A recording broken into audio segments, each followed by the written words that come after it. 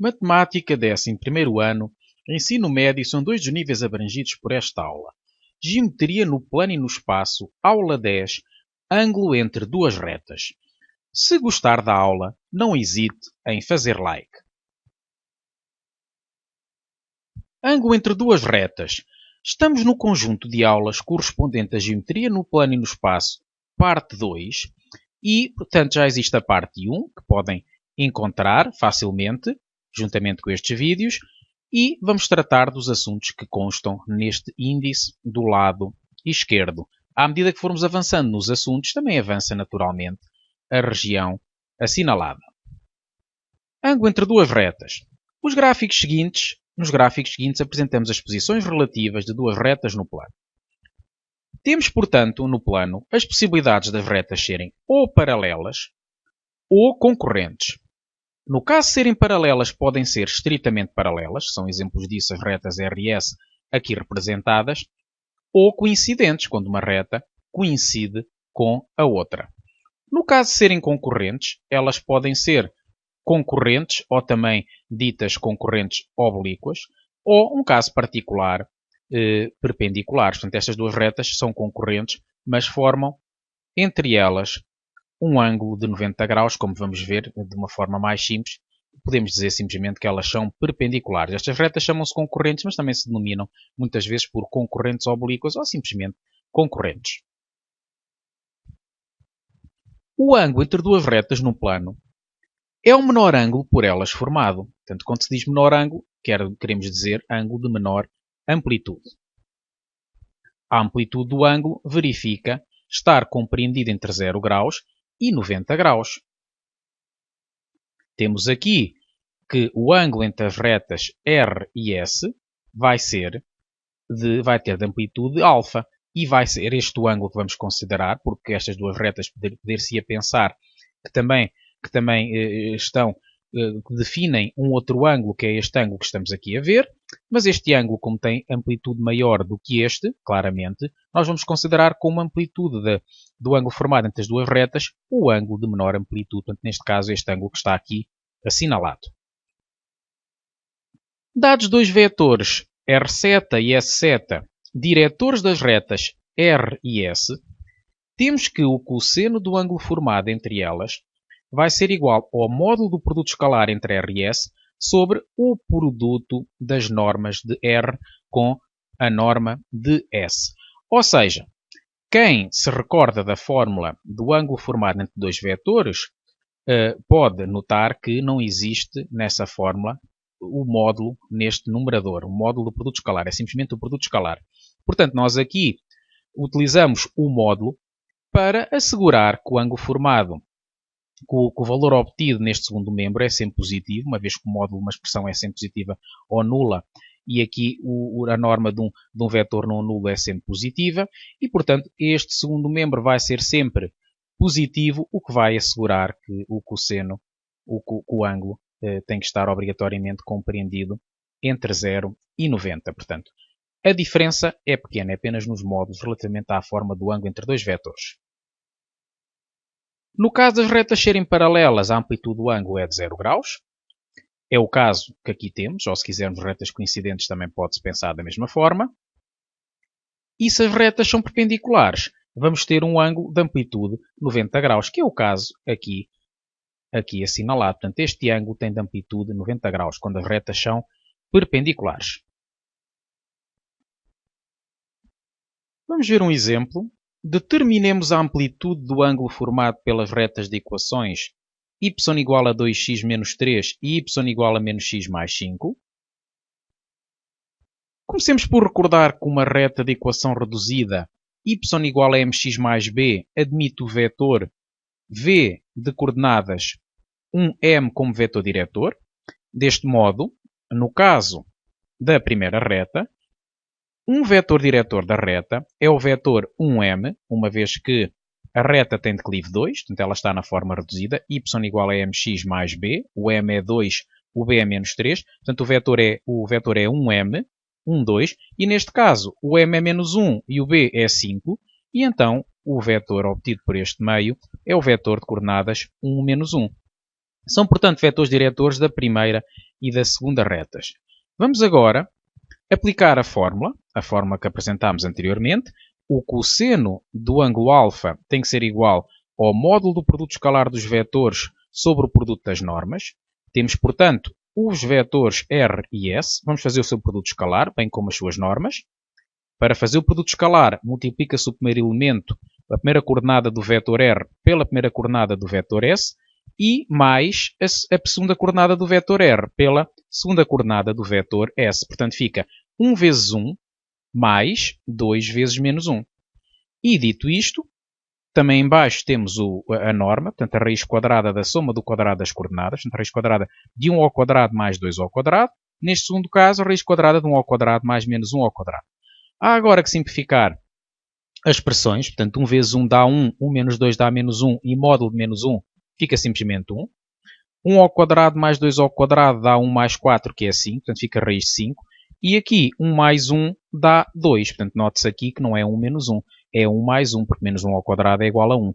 E ficamos, portanto, com esta expressão, que podemos ou não simplificar, mas simplificarmos também só nos fica bem, porque raiz de 5 vezes raiz de 2 é a raiz de 10. Quando multiplicamos raízes com o mesmo índice, podemos multiplicar os radicandos, ou seja, as expressões que figuram debaixo da raiz, do radical. Temos, portanto, que o cosseno do ângulo de amplitude alfa é igual a 1 sobre raiz de 10, pelo que o alfa é igual ao cosseno inverso de 1 sobre raiz de 10. E, feitas as contas numa máquina de calcular científica, chegamos ao resultado de aproximadamente 71,57 graus.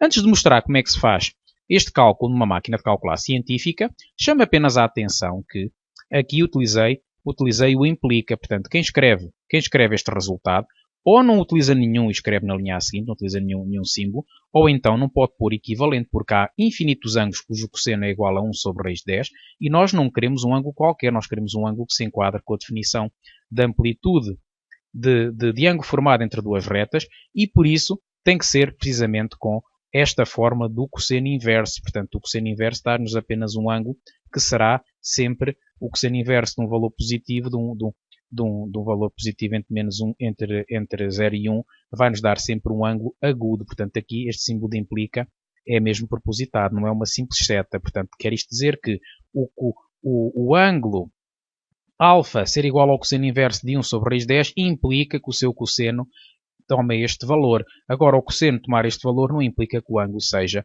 aproximadamente 71,57 graus. Por exemplo, se somarmos 360, ficamos com um ângulo que tem o mesmo cosseno, só para terem como exemplo um ângulo que não seja aproximadamente 71,57. Vamos então ver como é que se faz na máquina. Vamos então escrever secant cos menos 1, 1 a dividir por raiz de 10. Secant raiz 10. E agora vamos assegurar que a máquina está em radianos ou em graus. Ora, está aqui a dizer que está em graus, portanto tudo bem. Secant quit. E quando fizermos Enter, vamos ficar com aproximadamente 71,57 graus. Portanto, aqui não se pedia para a aproximação às décimas ou às centésimas, não se falava do rigor da aproximação. Portanto, quando é assim, quando não nos pedem, damos um rigor. Se tivéssemos escrito aproximadamente 72 graus, também não estaria mal. Eu optei por fazer uma aproximação às centésimas. Vamos então registar a conclusão. A amplitude do ângulo formado pelas retas é aproximadamente 71,57 graus.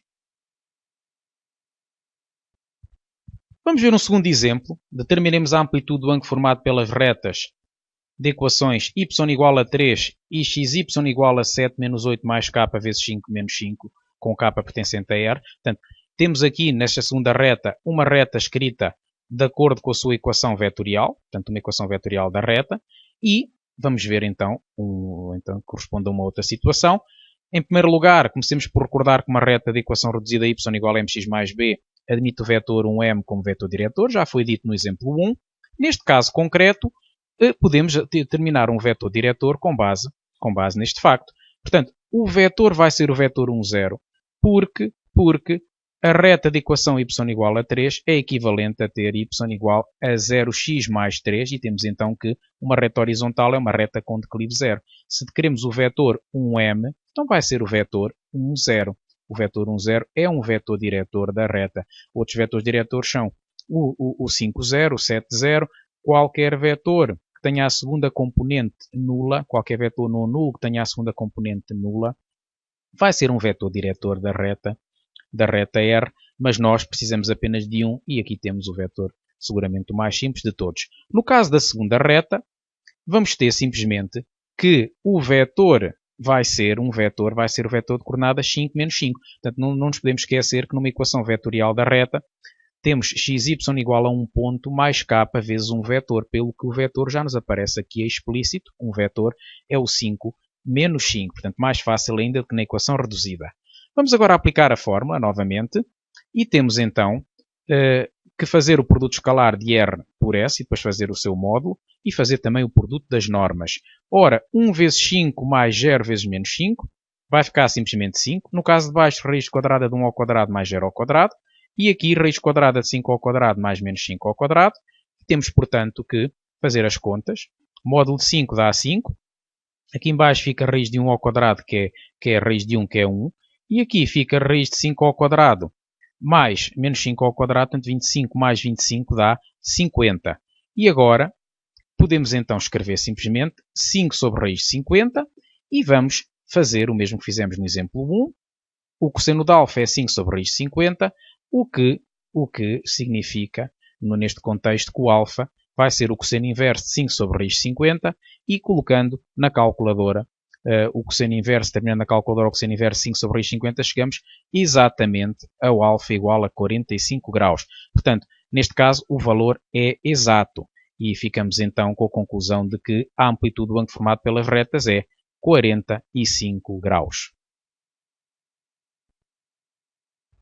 Vamos a um terceiro exemplo. Determinar a amplitude do ângulo formado pelas retas de equações y igual a 3x menos 5 e x igual a 2. A novidade aqui neste terceiro exemplo é que temos uma reta vertical. A novidade no exemplo 2 é que era uma reta definida, havia uma reta definida pela sua equação vetorial e uma horizontal, portanto eram duas novidades aqui. Temos uma reta vertical que merece um tratamento especial, uma vez que que não existe declive de uma reta. Existe declive, mas não existe declive, ou seja, não é possível escrever lá na forma y igual a mx mais b, mas vai existir inclinação seguramente, e portanto a reta vai também ter vetor diretor, e vamos então a isto. Comecemos por recordar que uma reta de equação reduzida y igual a mx mais b admite o vetor 1m como vetor diretor, já foi dito, e portanto neste caso, como o m é 3 e o b é menos 5, vamos ficar com o vetor 1, 3, de coordenadas 1, 3, como vetor diretor desta reta. E agora, o que temos a fazer é trabalhar a reta vertical. Na reta de equação x igual a 2, temos que o vetor 0, 1 é um vetor diretor da reta, porque se trata de uma reta vertical. Portanto, uma reta vertical tem sempre como vetor diretor o vetor 0, 1, 0, 2, 0, 1000, 0, 1 milhão, 0, menos 20. Portanto, que é um vetor que, se formos representá-lo no plano, significa que não nos deslocamos nada nem para a esquerda nem para a direita, mas deslocamos uma unidade para cima. Portanto, é um vetor vertical. Podem fixar que uma reta vertical tem sempre este vetor como vetor diretor. E agora vamos a mais do mesmo. Portanto, fazer outra vez a fórmula, fazer aqui o produto escalar dos vetores envolvidos. 1 vezes 0 dá 0, 3 vezes 1 dá 3, portanto vai ficar 0 mais 3. 1 vezes 0 mais 3 vezes 1. As normas, raiz quadrada de 1 ao quadrado mais 3 ao quadrado. Aqui raiz quadrada de 0 ao quadrado mais 1 ao quadrado. 9 mais 1 dá 10. E, portanto, aqui em cima temos o 3. Fica 3 sobre raiz de 10 vezes raiz de 1. Ou seja, 3 sobre raiz de 10. E agora vamos fazer o seu cosseno inverso para encontrar uma aproximação para a amplitude do ângulo. Portanto, o cosseno inverso de 3 sobre raiz de 10 vai ser simplesmente, vai ser aproximadamente 18,13 graus e, portanto, temos que a amplitude do ângulo formado pelas retas é aproximadamente 18,43 graus. As posições relativas de duas retas no espaço são semelhantes no caso em que as retas são complanares. Portanto, nós na primeira parte da aula falámos nas posições relativas de duas retas no plano. Portanto, todos os exemplos tratados diziam respeito a retas no plano. O que vamos ver agora é são as posições relativas a retas no espaço, a duas retas. A principal diferença está na possibilidade das retas não pertencerem ao mesmo plano. Mas vamos ver também que em termos analíticos o tratamento é precisamente o mesmo. Ora, temos aqui gráficos que apresentam as posições relativas das retas no espaço, duas retas. Elas podem ser complanares, neste caso temos uma situação totalmente análoga à que foi vista para duas retas no plano, portanto, efetivamente, elas pertencem ao mesmo plano, são complanares. Ora, quando dizemos que duas pessoas são companheiras, significa que partilham a companhia. Aqui, neste caso, complanares partilham o mesmo plano, é o que significa em termos de português. Portanto, quando elas são paralelas, efetivamente partilham o mesmo plano. Há um plano que as contém. Estas aqui são estritamente paralelas. Se forem coincidentes, até há infinitos planos que as contêm, por isso também partilham o mesmo plano. Sempre que há um plano que contém uma, contém a outra. No caso de serem concorrentes, também conseguem definir um plano. Há um plano que contém as duas em simultâneo. E se forem perpendiculares, o caso particular de perpendicular também é um caso em que as retas são complanares. Portanto, este caso aqui também se costuma dizer concorrentes oblíquas, quando não são perpendiculares, mas aqui também se diz simplesmente concorrentes. O caso particular da perpendicularidade é sempre um caso que tem interesse prático, por isso também aparece aqui assinalado como alternativa à concorrente. Os casos não complanares vão ser as retas oblíquas. Esta reta, as duas retas, apesar de parecerem que se intersetam, não se dá essa situação. Portanto, na representação gráfica, uma aparece por cima da outra e, portanto, parece aqui nesta figura que a reta azul aparece acima da reta R. Note que no exemplo anterior havia aqui bem assinalado um ponto de interseção. Esta aqui não tem assinalado de forma propositada. Quando não se assinala, a regra geral quer dizer que as retas não se intersetam. Uma está por cima da outra, mas nós, se as virmos de cima, que é o que se faz em geral na perspectiva cavaleira, da representação de regiões no espaço, nós temos que as representar assim, porque uma está por cima da outra. E no caso particular também de não complanares, temos o caso em que elas são perpendiculares. E neste caso o significado prático é que é possível encontrar um ponto tal que as duas retas, e encontrar retas paralelas que passem, paralelas às retas dadas, que passem nesse ponto e que formem um ângulo reto. Basicamente essa é a ideia. Quer isto dizer que nós, apesar de elas não serem paralelas, se considerarmos um ponto qualquer do espaço, podemos deslocar esta reta de forma paralela para o ponto, o mesmo se fazendo com a reta R, e fazer com que elas formem um ângulo de 90 graus, definido do sentido habitual, portanto, de duas retas complanares. O ângulo entre duas retas no espaço é o menor ângulo para elas formado. Portanto, é rigorosamente a mesma coisa que vimos no início da aula, e verificar a condição de estar entre 0 e 90. Portanto, voltamos a ter a mesma forma que vimos anteriormente e vamos ter que, quando as retas são paralelas, o ângulo tem amplitude 0 graus e quando elas são perpendiculares, 90 graus. Temos aqui um exemplo. Duas retas definidas pelas suas equações vetoriais. Portanto, neste caso, há uma terceira coordenada z e temos o vetor diretor da primeira e o vetor diretor da segunda reta, que são os elementos que nos vão interessar. Portanto, recordemos que quando uma reta está escrita na sua equação vetorial, o vetor é V1, V2, V3, que é o que aparece a seguir ao k, ou ao lambda, neste caso k. E, portanto, é um dos vetores diretores da reta.